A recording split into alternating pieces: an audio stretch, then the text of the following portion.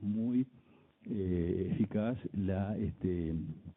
el señalamiento y los movimientos que se hizo por los operadores, entre los cuales nos incluimos modestamente la asociación, porque realmente la idea era aprobar ese texto del Poder Ejecutivo en forma prácticamente inconsulta de nadie, es decir, no estaba previsto que se demorara, que se tratara, y conseguimos primero defensor y después nosotros insistimos para ser recibidos y demás, y más allá de algunos palos que nos dieron, porque se habla de que a veces lo que se plantea por parte de sectores de la justicia son utopías y todo el tema de la realidad versus, ¿no? Más allá de eso se consiguieron, de alguna manera se evitaron, se evitó la aprobación de esa preceptividad y todo lo demás. Ahora, bueno, también me voy a decir, bueno, pero me gustaba que fuera preceptivo porque no tenía era la ventaja del juez del viejo código, ¿no? Y la preceptividad nos sacaba del dolor de cabeza de tener que definir o analizar la prisión preventiva con un enfoque cautelar. Es decir, porque en definitiva lo que hacíamos era simplemente la ley me impone una prisión preceptiva y bueno, el delito es ese, hay elementos. Ahora, aunque haya elementos, la prisión puede no ser preceptiva. Claro, en los casos de reincidencia, reiteración, hay un elemento que también, hay algo que está, digamos, crujiendo bastante, ¿no? Es decir, porque en definitiva hay situaciones que se han planteado donde quizás no se entienda mucho la resolución en función de cantidad de antecedentes por mismo. Y como antes estos iban presos, nadie chistaba, es decir, ¿y ahora qué pasa? Bueno, los jueces ahora tienen la posibilidad de no disponerla, en fin. Eso, digamos, está costando bastante que se entienda, pero es lo que forma parte del tránsito y también forma parte y siempre creo que lo estamos viendo como una necesidad del cuidado que tenemos que tener en la argumentación, sobre todo, ¿no? Es decir, si no se dispone una medida de este tipo en un caso así, de reiteración, reincidencia, sobre todo, en fin, delito grave, etcétera, de argumentar bien para que se entienda que no es una cuestión de que a los jueces nos pese disponer la prisión preventiva, sino que simplemente no hay elementos suficientes, en fin, señalándolo como hemos visto en un caso hoy que estaba de repente podía estar mejor nomás. Después el tema es que, como siempre, las explicaciones de los casos aparecen en comunicado del Ministerio del Interior, después lo retoma el ministro y hay que salir a aclarar cómo es el caso, etcétera. Entonces digo, si las sentencias o las resoluciones son suficientes en materia argumentativa, eso se puede, digamos, de alguna manera minimizar ese tipo de choque. Bueno, hay que estar siempre igualmente alerta a lo que se informa, porque nos ha pasado que aparecen informaciones, todos lo vimos, que de una forma, hace poquito un caso donde se hablaba de que una mujer que había robado autos había sido detenida y había sido interrogada en el juzgado y se había dispuesto su libertad, y todo eso en la lógica digo, el Ministerio del Interior pensado en términos del código anterior, es decir, ni había sido interrogada en el juzgado ni había sido dispuesta a su libertad por el juzgado, sino que había sido un ejercicio de principio de oportunidad por parte del Ministerio Público. Es decir, pero creo que el que hizo el comunicado del Ministerio del Interior no tiene idea de eso. Bueno, entonces se aclaró por fiscalía algo de lo que se trataba, pero no este punto que último no, es decir, que había sido principio de oportunidad no, porque capaz que a Fiscalía tampoco le interesaba ponerlo de manifiesto y que quedara, digamos, medio difuso que si había sido un juez o un juzgado que dispuso la libertad. O sea que, como siempre, ya tenemos presente, tenemos que estar militantes con el tema de la reforma, cuidar la reforma, y por ahí a veces, hace poco están comentando que esta cosa que se apruebe, el proyecto se apruebe, sería una primera reforma, así que es como que hay un monitoreo ahora muy exigente y tenemos en cuenta eso. De prisión preventiva, no sé si queremos algo más. En estas imputaciones delictuales, por supuesto que se nos podría plantear la duda también si procede en el caso de una tentativa, si es un coautor, si es un cómplice, pues acá no dice nada, solamente habla de la imputación de Digo, eso es un tema que seguramente después se irá a plantear, ¿no?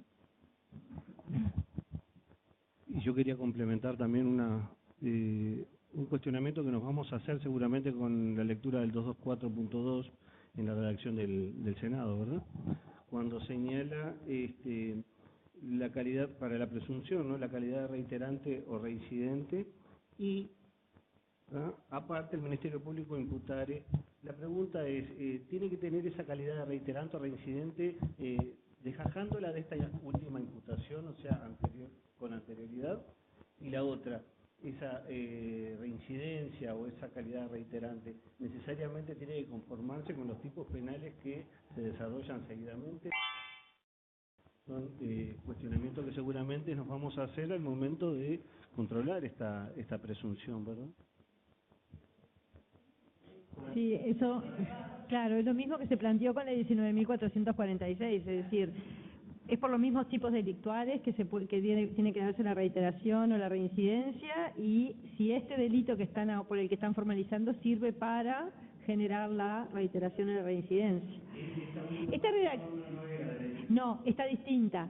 Yo creo que esta redacción trató de superar algunas de las dudas que se habían generado, por lo menos al poner y el Ministerio Público imputar, y al haber separado en la redacción de una manera distinta. Creo que, por lo menos en materia de si son los mismos delitos o no, en principio, no sé cómo lo ven ustedes, a mí me da la sensación de que quiso salvar ese punto, y es decir, no limitarlo a que sea reincidencia o reiteración por los mismos delitos, porque habla de calidad de reiterante o reincidente, no dice por qué, y el Ministerio Público imputa alguna de estas figuras. Pero parecería que justamente al separar, eso también supondría la exigencia de que es reincidente, porque tiene dos causas ya en las que es reincidente, y ahora le agregamos esta otra. Y no es reiterante por esta otra. Y no es reiterante por esta, parecería, pero es una primera lectura, o sea, da para las dos. Yo creo que al haber puesto, y tiene esta calidad y se imputa esto, parecería como que lo está separando. No sé, Alberto, si lo has... No, estaba mirando porque leí en algún lado que decía indistintamente, pero acá no lo veo. En la primera, en la anticipada. No, pero en el proyecto, entonces, en algún lado lo vi. Era en el anterior cuando lo leíste hoy. En el anterior. En el primer proyecto. Sí, perdón. En el mensaje del Poder Ejecutivo, esto también es un elemento, que ¿no? no lo tengo acá, sí. En el mensaje del Poder Ejecutivo dice, en el caso de reiteración, reincidencia o auditoría, indistintamente de los siguientes delitos, indistintamente. ¿Cómo puede interpretarse? Ese mensaje era para otro texto, que fue abandonado. Ese mensaje era para el que leíste primero. Sí. Y esto se cambió, no sé, ese mensaje no sé si ahora me sirve, porque claramente se alejaron de ese proyecto. Bueno, pero digo, si yo creo, si es un argumento muy medio débil, porque es tipo gramatical y historicista, pero indistintamente me parece que venía a cubrir de alguna manera eso de que cualquiera sea el delito anterior, no Igual para mí es cualquiera sea el delito, o sea, aún sin acudir como de los siguientes delitos, dice. Claro, pero digo, los antecedentes puede ser por cualquier delito. En la redacción actual, decís tú. Sí. Está. Yo lo veía porque como se había discutido en la ley 19.446, lo veía como un intento, como tú decías, de un tema, de una controversia, y le ponían indistintamente para que quedara claro que no tenía que haber identidad del tipo delictivo. Pero bueno, que la 19.446, la redacción es distinta, porque habla que la libertad provisional, condicional o anticipada no será de aplicación en caso, dice, de reiteración, reincidencia o habitualidad indistintamente en los siguientes delitos y bajo las circunstancias previstas a continuación. Entonces, vincula la reincidencia con estos delitos que prevé acá. Me parece que este proyecto trató de solucionar a la vista de lo que fue la interpretación de la mayoría de los jueces de que exigía que fuera por los mismos delitos. Me parece que el 224 en la redacción que fue aprobada por el Senado trata de superar eso y separa. Entonces dice que el imputado posea la calidad de reiterante o reincidente y que el Ministerio Público impute tal cosa. Entonces es claramente distinta a la de la 19.446. Entonces me parece una primera lectura, quizás es pie de letrista o puedan surgir otras interpretaciones. A mí, en principio, me da la sensación de que no importa los delitos antecedentes que generan reiteración o reincidencia. En realidad, releyéndolo indistintamente el proyecto del Poder Ejecutivo, bien podía vincularse a reiteración, reincidencia o habitualidad. Porque eso copia lo de la ley 19.446. Es absolutamente vago, así que no le demos bolilla. Está bien.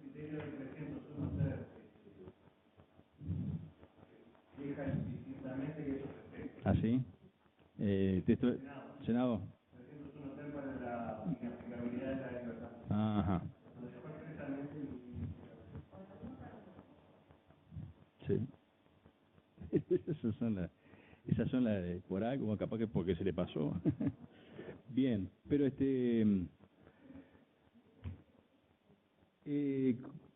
no sé si alguna otra cosa referente a previsión preventiva con el cambio, en fin, o la nueva formulación, ¿sí?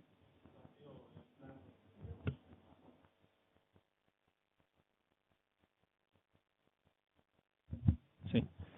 Al final, entonces, pasamos en blanco, nos olvidaríamos en principio de la preceptividad de la prisión, sin perjuicio de que, en virtud del principio acusatorio, ahora más prolijamente detallado, deberá de solicitarse. Es decir, el tribunal, no como tendríamos en la anterior redacción esa duda, ahora el Ministerio Público lo ejerce, lo pide, y el tribunal parece que ahora podrá decretarlo o no, o sea, no más preceptiva. Hasta ahí bien, más o menos limpio. Ahora, en el caso de estos, salvando de si es por los mismos delitos o no, si es reiterante o reincidente, y se le imputa uno de estos delitos, es decir, se daría la presunción, que además es una presunción, se presume todo, se presume el ocultamiento, se presume la fuga. Entonces, el tribunal, cuando dice podrá, ¿qué va a analizar para decir si, pues se da la presunción, descartamos oralidad argumentativa, hay materialidad de derecho, tenemos una violación, una presunta violación, o lo que sea? El tribunal, para no aplicar la prisión preventiva, va a analizar si se da alguna de las circunstancias, de si hay posibilidad de ocultamiento, si hay riesgo de fuga, como para decirle no al fiscal en esa solicitud de prisión preventiva. ¿Qué argumento va a poder usar el...? Teóricamente sí, puede hacer eso, puede analizar en concreto, pero con el elenco de delitos que hay ahí, por ejemplo, una violación, peligro para la vida, quizá digo lo que claramente es la aspiración, eliminemos lo absoluto, pero a los jueces le va a costar, ¿no? Le va a costar como... Hay una presunción que hay que ir a levantar. Exacto. Primero, si la defensa no plantea nada y no plantea un argumento sólido, la presunción está. Y en principio, en función de la presunción, yo creo que esto lo que hace es facilitar la tarea del fiscal. Le releva, en principio, de tener que argumentar mucho, porque dirá, en principio, que está pidiendo la formalización por un delito de violación. Supongamos que el supuesto material está debidamente justificado, vamos a partir siempre de esa base, porque si no, no entramos a analizar lo demás. Eso está justificado, y en la medida que se tratara de un reincidente y está tipificando, está pidiendo la formalización por un delito de violación, se presume que se da todo: peligro de fuga, ocultamiento, entorpecimiento de la investigación y peligro para la seguridad de la víctima y la sociedad. No tiene que hacer más nada. Ahora está, la pelota pasa a la cancha de la defensa. Si la defensa no plantea algo y lo argumenta y lo justifica que permita ir contra esta presunción, entiendo yo, la presunción rige, porque la ley la está estableciendo. Yo creo que el juez si la defensa no le aporta más nada, yo creo en una primera lectura que el juez no debería entrar a indagar para ir contra una presunción que es legal, no absoluta. Ahora, no se me ocurre ahora, quizás es muy de laboratorio, porque el legislador fue bastante maquiavélico y todo lo presume junto, porque hubiera estado bárbaro que dijera que se presume que hay riesgo para la sociedad en tales delitos, y bueno, podía argumentarse algo, pero es todo. Pero supongamos que se está, no sé, un supuesto en el que la defensa logra dar argumentos muy convincentes para decir, mire, sí, hay lo están formalizando por una rapiña, pero no hay peligro de fuga por tal o tal cosa, no hay peligro de ocultamiento porque la prueba, él ya está todo, él va a estar, se queda, vive acá en el juzgado mismo, la prueba está toda, no hay nada lo que pueda obstaculizar, se hizo todo por prueba anticipada, no hay nada para hacer, no hay riesgo para la sociedad porque no sé por dónde lo va a sacar a la defensa, la verdad no se me ocurre, y tampoco para la víctima porque me dice, hicieron las paces, se dieron la mano en la puerta del juzgado, le pidió disculpas, y bueno, quizás lo convenza el juez. Va a estar difícil. Es un panorama, yo me lo planteo como un panorama difícil para relevar esta presunción. Pero no sé cómo lo ven ustedes. Creo que el juez tan livianamente no va a poder salir a decir no hay riesgo para la sociedad. No va a ser fácil. Y sobre todo no va a ser no va a ser fácil, y para los que entiendan que tienen elementos para hacerlo, esto es una mera sugerencia, pero pongan mucho énfasis en una adecuada fundamentación, porque seguramente esa resolución va a salir en la prensa y no bien, va a salir en la prensa porque alguien la va a plantear para cuestionarlos, porque en realidad este proyecto de ley, como el código se vendió con la idea de que mejoraba la seguridad, este proyecto de ley se está vendiendo entre comillas con la idea de que soluciona el problema del aumento de los delitos. Con esto se acaba, por lo menos. Si ahora va a estar preso todo el mundo que tiene que estar, entonces si en algún caso van a ir o van a entender que la presunción no está justificada, tómense el tiempo necesario para en la audiencia argumentar y fundamentar debidamente el porqué. Es decir, hoy justo estábamos mirando un caso donde quizás no se lo estamos mirando recién, no sabemos, pero pues, quizás el juez tenga razón en decir el supuesto material no está debidamente justificado, pero lo dejó ahí. No hubiera costado nada que dijera por esto, por esto, por esto y por esto. Hubiera estado brillante si lo hacía así. Después veríamos si tenía razón o no, pero estaba todo. Ahora no sabemos por qué el juez entendió que no estaba justificado. Tenemos que ir a interpretar y a revalorar todo cuando hubiera estado mucho mejor que lo hiciera. Y lamentablemente es una resolución de esas que tuvo alguna repercusión, mal transmitida además. Hubiera sido bárbaro que el juez dijera no está esto, no está esto, no está esto, bárbaro, ya está. Pero bueno, faltó ese pequeño detalle que a veces es engorroso, es difícil, la verdad que no es fácil resolver en función a lo que se escucha en el momento, pero es importantísimo. Creo que, por supuesto que comparto todo lo que dijiste, Graciela, es clarísimo, ¿no? Pero le agregaría algo más. La introducción de elementos sustancialistas para crear o conformar estas presunciones, creo que solo se podrían rebatir a partir de criterios sustancialistas también. ¿Qué quiero decir con esto? Y lo hablábamos con Marcelo la otra vez en un caso de extremo laboratorio, ¿verdad? Si lo que se plantea es presumir que incurre en una de estas pautas que se señala para la prisión preventiva a través de la reiteración o la reincidencia, la defensa tendría la posibilidad de rebatir eso diciendo que no es reincidente o que no es reiterante. ¿Y en qué caso sería? Bueno, a partir de una interpretación, aquellas de la reincidencia, si la contamos, a partir de la ejecutoria de la sentencia o no, que eso puede buscar momentos distintos de la reincidencia y bueno, por ahí hacer una ponderación de ese tipo o eventualmente con la también, abogar por deporte sustancial, ¿tá? Pero son de otra que laboratorio, ¿no? Muy difíciles de sostener.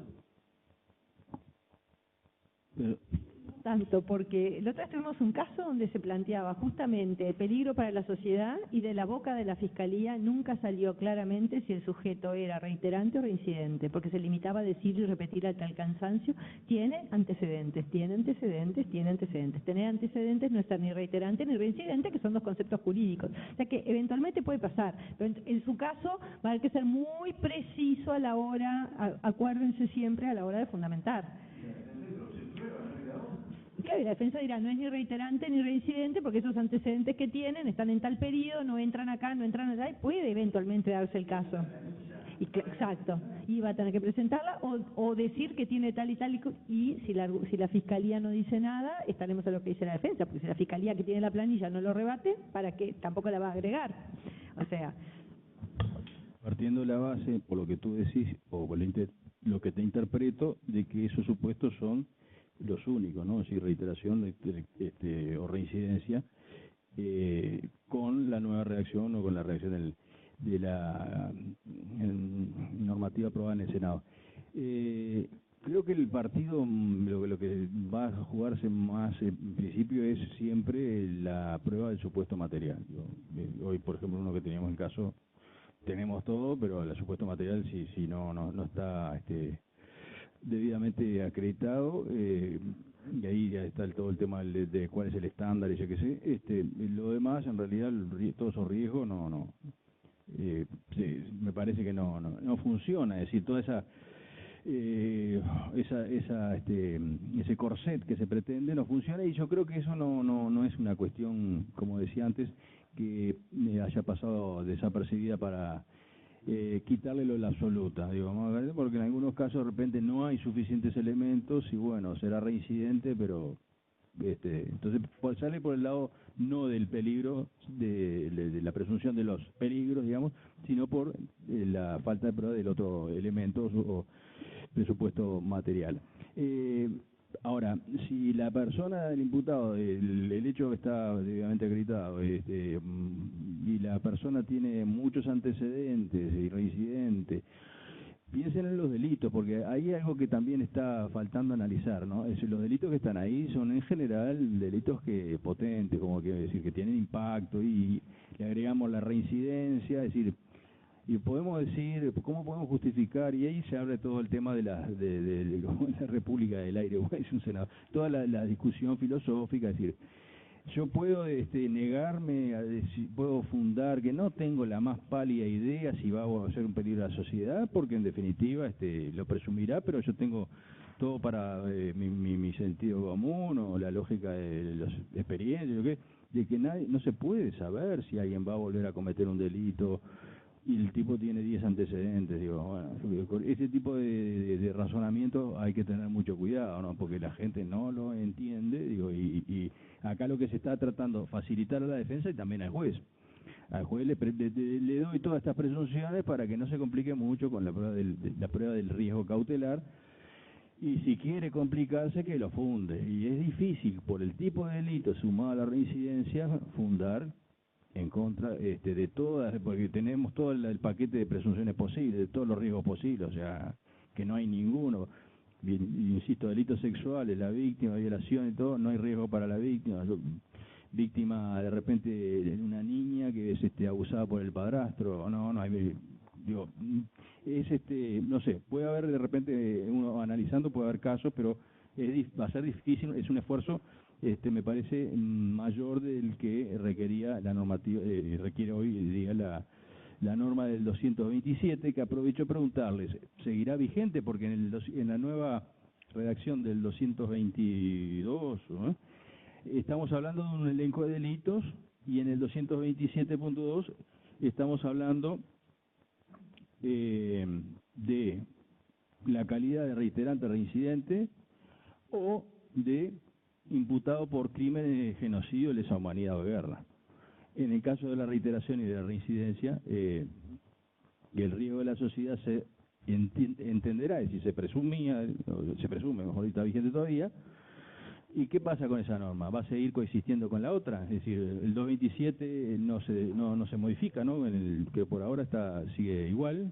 Y entonces va a haber una norma que seguiría presumiendo riesgo para la sociedad solamente por la calidad reiterante reincidente o por la comisión de alguno de los delitos sin ser reincidente ni nada, si puede ser primario, genocidio, lesa humanidad, y por otro lado el paquete del 222 con los delitos graves, llamémoslas, y adicionalmente la condición reiterante reincidente. Es decir, eso no sé si es algo que creo que no sé si el Parlamento lo tiene demasiado presente esto, pero por ahora no, para mí, porque en definitiva, según uno se posicione, puede ser incluso una situación más favorable, más... La nueva norma, por ejemplo, para los que cometen los delitos de lesa humanidad, es más favorable la nueva normativa, porque exige la calidad de reiterante o reincidente, que la anterior no. Hablaba simplemente... Salvo que entiendas que coexisten, ¿no? No, si entendés, podés entender que la nueva es más favorable, que por lo tanto, posterior y más favorable, derogaría la anterior. También se puede entender que coexistan, esa sería otra posibilidad, que apuntan a supuestos distintos, acá apunta a la reincidencia, o que esta genera una presunción más clara, pero en realidad las dos son presunciones. No escuché a nadie tratar este tema. Perdón, sí, ya termino. Este es el artículo que le decía que le daba pie a Val para decir que Minga, que no era, que era siempre ¿cómo es? La regla era siempre la libertad, porque en definitiva con este artículo era una excepción a esa regla, por lo tanto ya no era tal la regla. Ahora, ¿cómo conjugamos esta norma con la norma con los delitos graves y la reincidencia, etcétera? Sí, Maldonado. Sí, no, de alguna manera con esto la lógica o la sistemática del código se va de foco, de eje. Porque como ustedes estaban diciendo, el caso del 227 no es el único, porque todos los riesgos cautelares tienen un subsistema de presunciones. Y a su vez vamos a tener la presunción de las presunciones. Es como que nos estamos moviendo en dos niveles, o sea, me parece que no solo el 227 tendría problemas, sino que todos tendrían problemas. Entonces uno va a ser el sistema que vamos a tener para aplicar cuando no hay reincidencia o reiteración, y otro el sistema común para los primarios, vamos a decir. Bueno, habrá que ver cómo se conjuga eso. De todas formas, lo que quería plantear era como un matiz con lo que se estaba planteando en la mesa, en cuanto a que genera muchos problemas pensar o trabajar el sistema desde el 224.2, entendiendo que lo que se presumen son todos los riesgos. ¿Por qué? Porque incluso hay riesgos que teóricamente podrían ser contradictorios, igual eso también se puede discutir, y estaríamos generando como una presunción de cosas contradictorias, y ahí ¿qué sale de todo esto? Y a su vez, el tema del riesgo procesal, por más que haya una presunción, es importante para graduar el tiempo de duración de la medida, ¿no? Porque si estamos presumiendo, tenemos que presumir algo en concreto, no es esa melange de cosas. Y a su vez, una cosa es adoptar la medida y otra cosa es la medida hasta el juicio y durante todo el proceso. O sea que de alguna manera en algo nos tenemos que enfocar para decir, bueno, esto tiene que ser prorrogado porque falta producir tal evidencia, o porque la persona todavía sigue siendo extranjero y no tiene ningún vínculo con el país, o qué sé yo. Pero me parece que más allá de esto, como que tiene que haber una hilación, una sistemática en el trabajo para que no sea adoptar esta presunción y después a la deriva, vamos a decir. Era eso simplemente. Sí, justamente uno de los cambios que se produjeron a lo largo de el análisis por la Comisión del Senado, y que fue cambiando el proyecto que en definitiva aprobó el Senado, fue el quitar el hecho de que la medida cautelar, la prisión preventiva, iba a durar hasta, decía, hasta la finalización del juicio, si no recuerdo. Hasta la sentencia ejecutoriada, lo cual era un disparate, porque además prevía la excarcelación, y en un supuesto de absolución y apelación mantenía incluso la privación de libertad, o sea, podía llegar a ser una solución totalmente horrible. Lo que sí dice Diego, también comparto, el hecho de que sean distintos supuestos, habrá que ver cuál es el que juega o cómo juegan, porque la ley los presume todos ahí como en un paquete, porque no todo debería dar lugar a la misma extensión de la medida cautelar, y no solo con este proyecto si se aprueba, sino al día de hoy. Es decir, no sé cómo lo ven ustedes, que lo ven desde la primera instancia, pero por ejemplo, es claro que si la medida cautelar se dispone en cualquier supuesto, porque Fiscalía necesita diligenciar determinada prueba que puede ser entorpecida por el accionar del imputado, si está en libertad, quizás una prisión preventiva muy breve, a los solos efectos de que se pueda diligenciar esa prueba, puede ser muy idónea.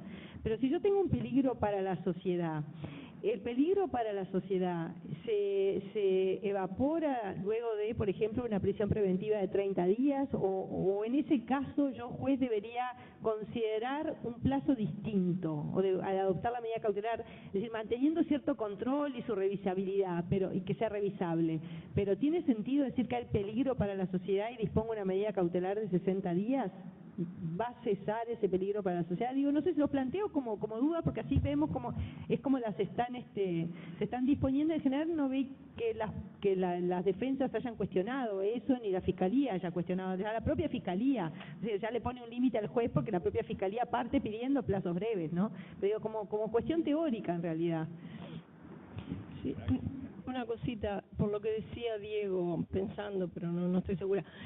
Claro, porque algunos de estos supuestos cautelares son contradictorios, es cierto. Podría ser que el fiscal de cualquier manera debería decir cuál es el supuesto O sea, ¿cuál es el riesgo cautelar? Se debería, no puede, o sea, solo porque es reincidente no puede decir, bueno, están todos los supuestos. O sea, de cualquier manera... O hay peligro para la sociedad o se fuga. Claro, si se fuga no hay peligro para la sociedad. Si se fuga del país no hay peligro para la sociedad. Víctima. Lo que se parecería para la víctima. Porque si se fuga no te va a Yo creo funcionar. que racionalmente si esa fue la intención no importa, racionalmente no se puede asumir que están presumidos todos. Por eso, pero el fiscal Si el debería... fiscal tiene la carga de individualizar el riesgo y bueno, ahí se verá si... Si bien con esta redacción se le facilitan las cosas al fiscal diciendo, o sea, tiene que preceptivamente solicitar la prisión preventiva, no lo exime de que tenga que argumentar, y dar los fundamentos como para que se disponga, porque donde se encuentre con una defensa que haga objeción, bueno, ahí va a haber que valorar si hay o no hay semiplena prueba. Entonces le facilita las cosas, sí, pero no lo exime de que tenga que argumentar y fundamentar que cuáles son los motivos por los cuales la solicita, y más habiendo una presunción relativa. Yo digo, estaba pensando, ¿no? Porque en definitiva esto nace con una decisión de hacer, bueno, esto es un relajo, los jueces no disponen de prisión preventiva, no, por lo que sea, vamos a volverles a dar la receta para que duerman tranquilos y la dispongan cada vez que haya reiteración o reincidencia. Como la cosa es muy dura, la preceptividad en definitiva la acotamos a determinados delitos graves. Pero la preceptividad desaparece por el camino, entonces ¿qué es lo que queda? Como decía Diego, que capaz que lo estoy interpretando, no sé. Queda algo bastante difícil de armonizar, porque si fuera, digamos, preceptiva la prisión en esos delitos, yo diría, decir, me está haciendo ruido la convivencia del 227.2 con esta cuestión, porque en el 227.2 se presumía para todos los delitos cuando era reciente o reiterante, y ahora se presume lo mismo, pero para delitos graves.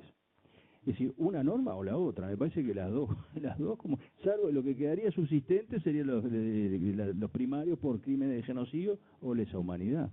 Pero en los delitos que no sea ese, la presunción, estoy razonando en voz alta, la genérica ¿cómo es?, de riesgo para la sociedad, me parece que está absorbida y acotada para determinados delitos en el esquema que sale del Senado, que es otro muy diferente del que venía del Poder Ejecutivo. No sé si me explico, ¿no?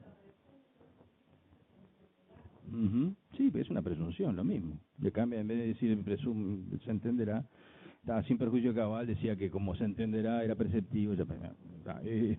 En definitiva, como que al irse modificando aquella intención, o sea, aquel mensaje muy duro de preceptividad, entonces era preceptividad, por lo tanto no podía ser para todos los delitos. Vamos a acotarlo a estos delitos. Ahora no es preceptiva, entonces quedan una norma que hay una presunción, se entenderá, en el 227 para cualquier delito, reiterante o reincidente, y otra habría que sería lo mismo, pero para delitos graves.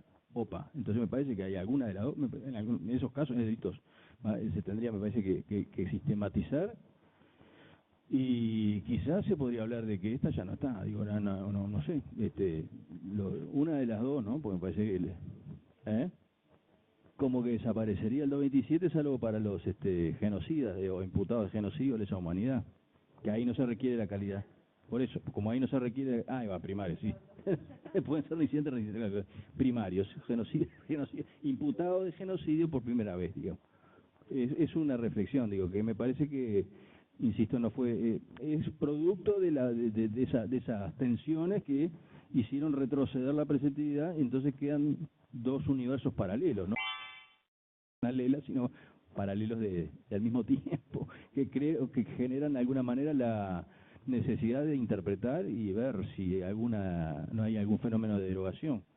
Por las dudas no hablemos mucho de esto. fuera de acá.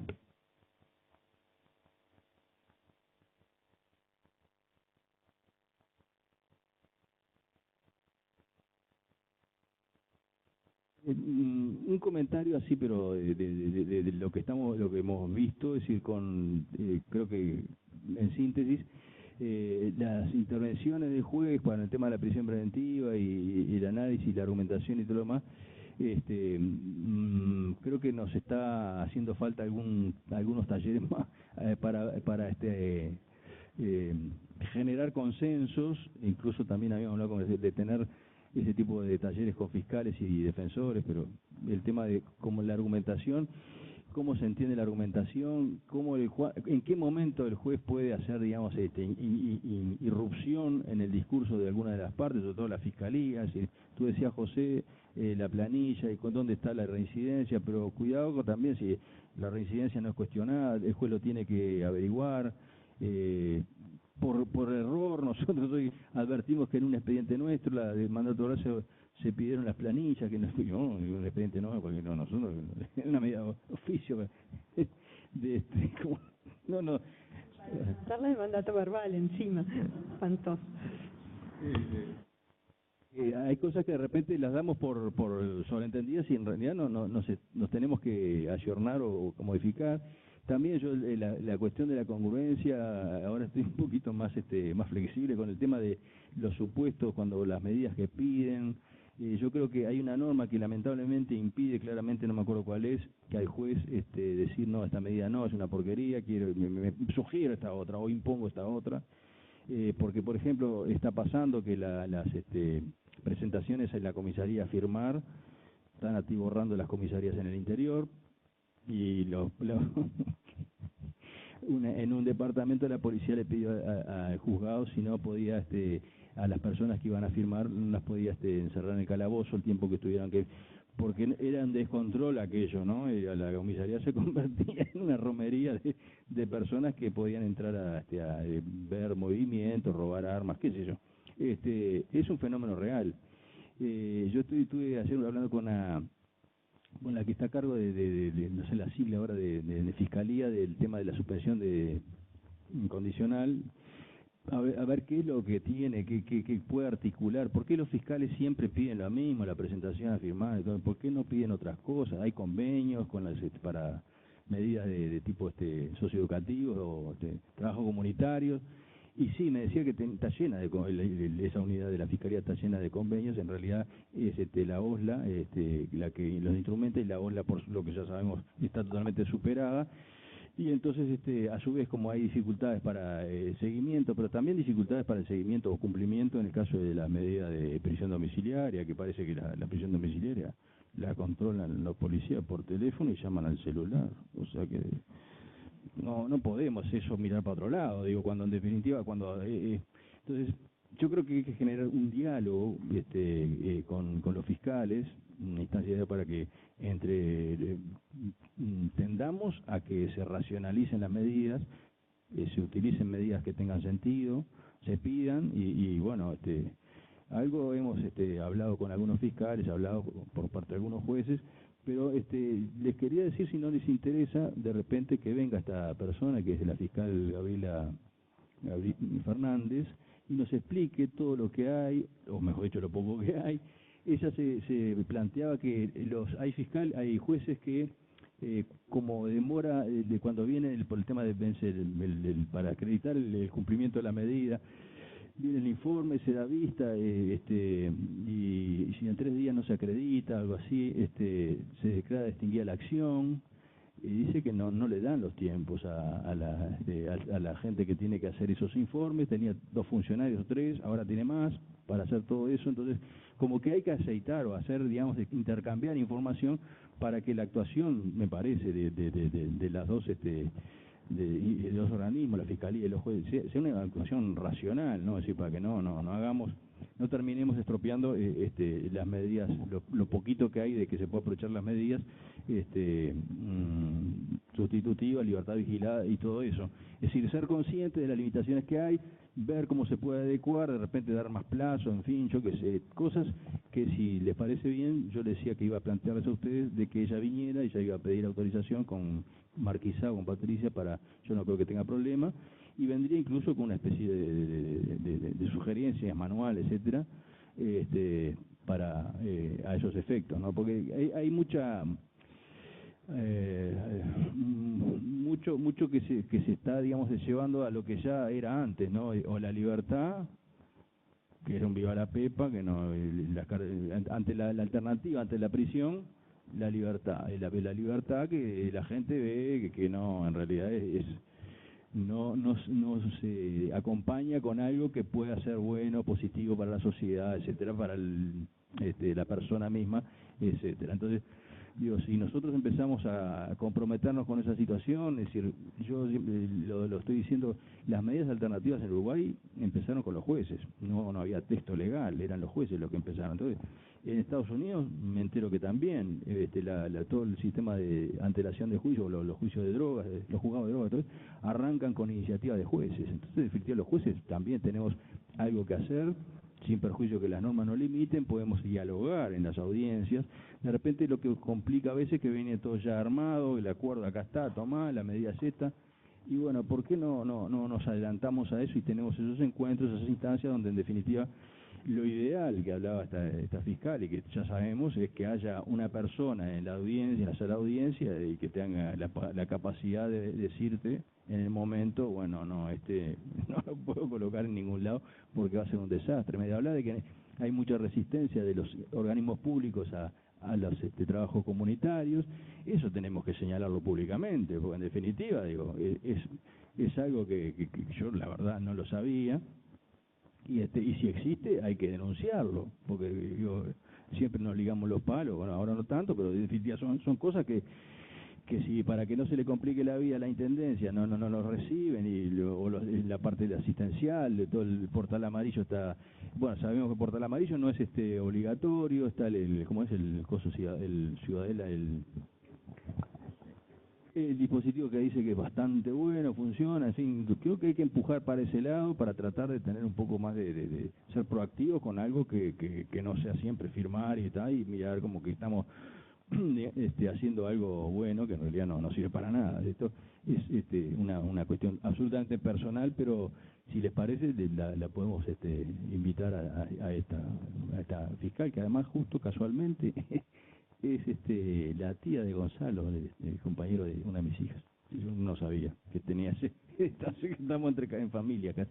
Y bien, vendría con mucho gusto y con material y con manual, yo qué sé, con todos los convenios que hay, etcétera, y bueno, exponiendo las dificultades que tienen para esas cosas, de modo que ella dice que habla con los fiscales también y que les dice, y los fiscales saben, igual piden la medida esa de presentarse en la autoridad, quizá porque es la que les genera menos complicaciones y problemas a la propia fiscalía, ¿no? Pero digo, eso no es algo bueno o positivo. Bueno, pero de prisión preventiva y medidas alternativas que más o menos están de la mano, yo no sé si alguien quiere decir algo más. Pasaríamos al otro eje que tú decías, ¿era el abreviado o algo?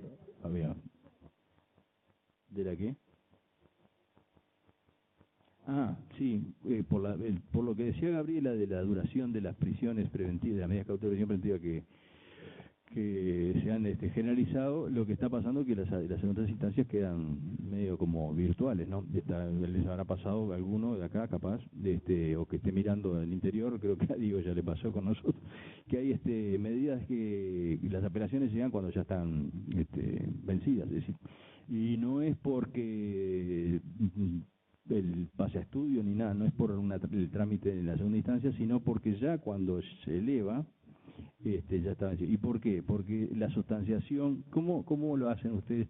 La sustanciación de la apelación de una medida o prórroga de medida cautelar. Fuera audiencia, traslado, 6 días, pieza. Bueno, nosotros vimos un caso que no sé si es absurdo, no sé si por error, o por... En el código, ¿no se modificó eso? En el Código Civil, CGP, yo me acuerdo que había una... Porque, Sí, pero digo, hay una norma que en realidad puede habilitar en el CGP, que la modificó por la ley 19.090, que era el que te decimos, se interpone recurso de oposición en audiencia. ¿Qué sentido tiene que se sustancie después la apelación fuera audiencia? Digo, se tendría que eso sustanciar en audiencia los recursos de oposición. Y si... Sí, pero... bueno, y la gracia es que eso de ahí liquida, el tiempo se va. Lo que queremos sugerirle, no sé si de repente hay sujetos, digamos, operadores que están de acuerdo, porque en definitiva no hay ninguna nulidad ni nada si se anuncia, se interpone el recurso de reposición y se funda, porque se debe fundar en audiencia, que la apelación ya quede sustanciada en la misma audiencia. Obviamente habrá defensas que para prolongar capaz que no quieren eso, pero puede haber casos que sí. Y eso es estamos pensando en paliativos para que la segunda instancia tenga sentido. Si no, en la segunda instancia tenemos que hacer otra cosa, no sé qué, pero una modificación legal o hacer otra iniciativa, poder hacer un sistema de videoconferencia o algo así, cuando apretan un botón, igual no llega, porque hay una apelación, pero no va a estar resuelta la sustancia, no está sustanciada. El problema es el plazo de los traslados. No estamos ni siquiera hablando de que haya ni malas prácticas ni demoras de los juzgados. El tema es entre que doy traslado, tiene 6 días, anuncian la audiencia, después tiene 6 días para expresar agravios, doy traslado, notifico, 6 días la defensa, que no me agarre algún feriado, alguna cosa en el medio, y después decreto y franqueo. Se va bastante tiempo que muchas veces en los hechos está impidiendo que haya un acceso a segunda instancia, que es un derecho humano fundamental. O sea, la revisión en doble instancia tiene que ver con el debido proceso. Y por la vía de los hechos y por la mala regulación que se hizo, porque en realidad la segunda instancia, al remitirse directamente al CGP, no tomó en cuenta, o sea, quizás nadie tuvo en la cabeza que se iban, nosotros con una práctica de prisiones preventivas extensísimas en nuestro país, nadie tuvo en cuenta que el sistema iba a cambiar tan rápido y iba a evolucionar a un sistema de prisiones preventivas muy breves, muy acotadas en los plazos. Entonces el planteo era que es absolutamente personal y no sabemos cuál es el criterio de los demás tribunales, pero sí nos ha pasado en algún caso en las que le apelaba, creo que era el Ministerio Público que apelaba, y ya formuló sus agravios en la propia audiencia, el juez dio traslado en la misma audiencia, y si bien sí, procesalmente no es lo estrictamente correcto, las dos partes expresaron sus agravios, contestaron, no plantearon ninguna nulidad, nosotros entendemos que no hay nulidad absoluta, y fue el único que nos llegó en tiempo. Por eso. Y además por los principios del código. Entonces, la idea, y esto es una mera idea, es que en los casos, si lo entienden procedente, de repente plantearle al fiscal, ¿quiere expresar los agravios ahora y ya vamos traslado, y si la defensa no se opone, lo evacúa ahora mismo? Y ya mismo ese día yo mando ya todo, hago un paquete, un decreto, franquece. Es más importante, parecería, dar la chance de la revisión, que si el juez ya se expide en la audiencia y eleva, ya está. Y generamos por la vía de los hechos y usando los instrumentos que tenemos y los principios, de repente hacemos que esto funcione de una manera que si estamos a lo que está previsto, de hecho no funciona, porque el legislador no previó, es decir, realmente cuando se llegó a la parte de regulación de los recursos, obviamente el tiempo estaba acotado y la comisión, incluso algunos integrantes de la comisión han reconocido que bueno, había que presentarlo porque se perdía la oportunidad de que se aprobara, y bueno, y quedó así, y nadie previó los plazos breves que estamos manejando. Se están manejando los plazos de la reserva, por ejemplo, en los casos cuando se dispone la reserva de una investigación y la defensa quiere apelar. El juego de la fiscalía evacuando que no es el juego, es un derecho, pero digo, el hecho de evacuar un traslado para expresar respecto a los agravios por escrito hace que el plazo, por la vía de los hechos, se pierde. Entonces, al final quizás era algo que había que revocar y no se pudo revocar. No, la verdad que no, porque lamentablemente tenemos acuerdos en días distintos y nos vemos muy poco. Por eso les digo, esto es desde nuestra óptica, no sé, pero podemos tratar de hacer un relevamiento para la próxima. No sea cosa que pues anulan. Sí.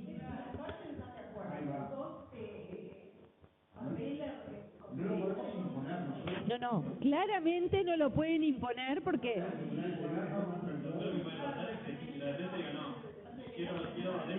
A ver, está claro que nadie puede verse obligado a formular sus agravios de esa manera, pero Si uno les pregunta y dicen que están de acuerdo y están dispuestos a hacerlo de esa manera y abrevian, bienvenido. En ese caso ni siquiera le habían preguntado, creo que partió de un error de los tres que estaban en la audiencia, dieron por bueno que era así y se hizo, pero nadie cuestionó nada.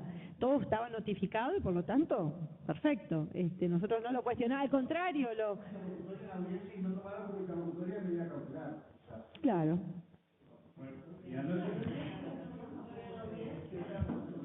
Sí.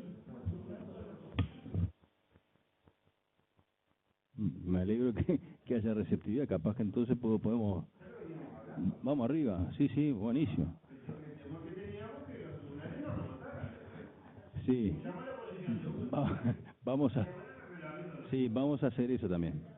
No es prejuzgamiento porque ya en un caso lo hicimos y entendimos que era lo más ajustado, o sea, incluso se nos planteó, bueno, está mal, pero ¿qué perjuicio hay? ¿Qué nulidad hay? No hay nulidad sin perjuicio, las dos partes están de acuerdo, es mejor para todos. Sí, yo recuerdo que había una época que sí se declaraba nulo cuando los procesos orales, cuando se expresaban agravios en la primera instancia, digo, por un exceso formal, ¿no?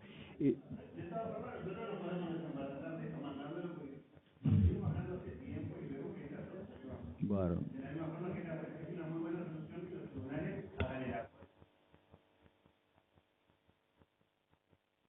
En algunos casos, en realidad, hasta nos tomamos un poco más de tiempo y no en el primer acuerdo, pues ya está todo tan vencido que en realidad ya no tiene ningún sentido. La verdad, igual lo estamos haciendo, tratando de hacerlo en el acuerdo. No se asusten si en alguno ven que nuestra oficina pidió alguna planilla, ya hemos corregido, pero claro, la inercia del viejo sistema también nos había, nos influyó en los primeros casos que llegaron. Había un tema que lo hablamos en la ocasión en la asociación cuando vino Leonel, pero no, yo por lo menos no me acuerdo que lo hablamos con Graciela, de cuál fue, si hubo algún consenso, que es dónde se plantea o debe plantearse la prórroga de una medida cautelar cuando ya está el expediente, bueno, ya interviene, sí también, ¿y qué consenso llegamos? No llegamos. Porque creo que estábamos todos de acuerdo que debería ser el juez de garantía, pero nos quedaba que el texto legal estaba bastante, porque era una declinatoria de competencia. Un inconveniente más, y inconveniente comillas, operativo, como se llame, de que el sistema no prevé... Bueno, pero eso a mí no me importa. No, lo tengo que escribir en una ficha en cartón, el sistema no puede modificar el... Si hubiera un consenso que en definitiva fuera garantías, el juez de forma... podríamos habilitar una opción en el sistema también.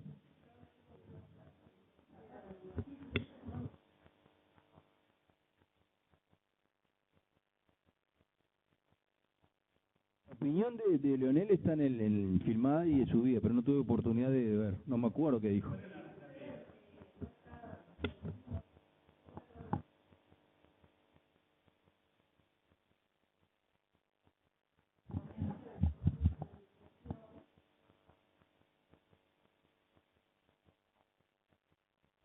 De la medida cautelar, si vas...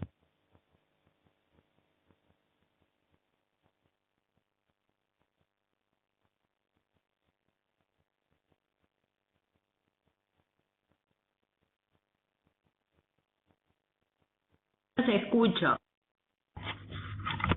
Lo que planteaba Beatriz, yo se lo retransmito, lo que planteaba Beatriz Larrié era que el juez que interviene en la audiencia de control de acusación, que aunque las partes no lo plantearan, sondeara y viera con las partes, analizara la vigencia o no de la medida cautelar, qué plazo podría estar haciendo falta, si hay que hacer alguna modificación, lo cual sería muy bueno porque quedaría resuelto ante ese mismo juez y no debería luego pasar a que el juez de juicio tuviera que tomar alguna medida. Realmente no sé si el juez puede promover ese debate, pero bueno, sería bueno que las partes en ese momento...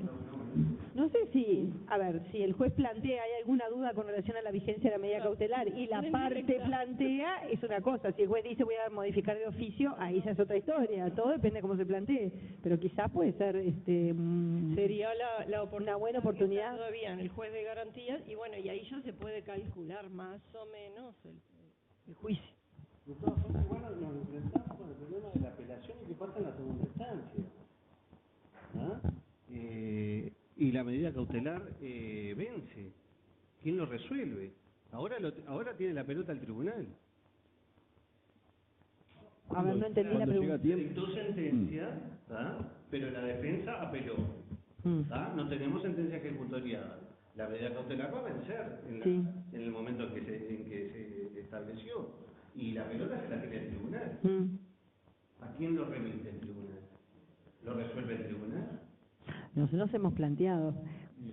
eso, la verdad que no. Es que en el esquema como está planteado, como está regulado en realidad todo el criterio de la prevención quedó vigente. Por lo tanto, todo parecería que pasó todo al tribunal. No es lo adecuado. No sería lo adecuado. O el tribunal puede entender que solamente interviene dentro de lo que tiene que ver con el objeto de la alzada y ese tema que quede en primera instancia, pero ¿para quién? Porque ya no era de juez de garantía, de juez de juicio. Podría ser para otro, Para cualquier sin ni hablar. para cualquier otro el que le toque, ¿no? Sería, me parece, porque tampoco sería el mismo juez que la dispuso, capaz que no sé. No, porque además el gran problema es que se genera el problema que se quiso evitar, y es que el juez que va a dictar, por ejemplo, el tribunal está estudiando para ver si confirma o revoca la sentencia y a su vez está disponiendo sobre la medida cautelar. Y como no es una actuación previa a la audiencia de juicio, no está en el supuesto legal que la ley prevé para que se tenga que inhibir. Parecería que igual debería ser otro el que lo haga, porque el sentido es ese. Ahí en el interior, para este tema... No, yo lo que... Hola, Sí, se escucha. acá de Carter de vuelta. Lo que yo digo es que quizás estaría bueno, me pareció genial lo de la apelación y lo de hacerlo todo así, eso me parece genial por la inmediatez y por los tiempos, pero a nosotros nos pasa que todos los tribunales tienen requisitos diversos para cuando llega la apelación de la cautelar, y así como hay acordadas que en este proceso han signado como cuestiones que no son de fondo, que no tienen que ver sino con lo formal y con lo que se debe elevar o con lo que no se debe elevar, capaz que estaría bueno que tuvieran criterios unánimes y que se hiciera algún tipo de acordadita que fuera por todo el interior, por lo menos que viniera a nosotros, porque mis actuarias se vuelven locas. Yo digo, ¿usted qué quiere? ¿Qué me quiere decir con esto? ¿Y qué quiere que le ponga? No, lo devolví porque faltó la planilla, se lo mandamos con la planilla. No, ahora se lo devolví porque faltó, no está todo el testimonio. Bueno, pero el artículo dice que el juez dispondrá las partes que formará la pieza porque el efecto no suspensivo, entonces el artículo 39 creo que, entonces capaz que sería bueno o sería de buena práctica una convención al respecto para que todos mandáramos, ¿no? Porque me parece que ningún miembro del tribunal podría estar en desacuerdo con algo que es material o es administrativo, digamos, no es de fondo, nada más, solo eso. Sería bueno saber eso de los criterios, pero haciendo como dice el fiscal general que no hay que hacer, sacando la pata del lazo, digo, no se olviden que en los tribunales hay secretarios o secretarias también que a veces tienen criterios y que nosotros nos enteramos cuando ya se consumó, nosotros me refiero a los ministros a veces, o simplemente homologamos esos criterios, tratamos de que no sea así. Y creo que la única forma, en defecto de acuerdo, consenso, obviamente es alguna acordada, pero con el nuevo sistema no debería haber mucha devolución. Tenemos una instrucción precisa para, en el caso nuestro, de que los expedientes, las piezas que vienen de código nuevo no se devuelven de mandato verbal, por lo pronto. Para que se devuelva tiene que ser algo que por lo menos que lo veamos.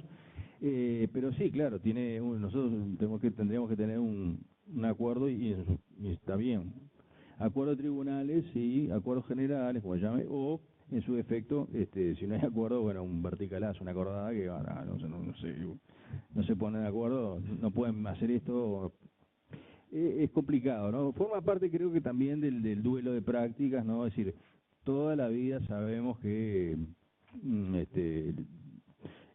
había, digamos, por mucho tiempo, una especie de digamos, expertizaje, como se llame, de que en el tribunal se devolvía, y para qué estamos en un tribunal, devolvemos, y que lo hagan bien, que lo lean.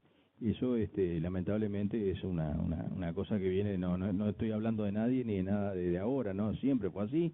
Y nosotros ahora que no está más, podemos decir, tenemos una secretaria en el tribunal que era experta, era la uno de Margarita.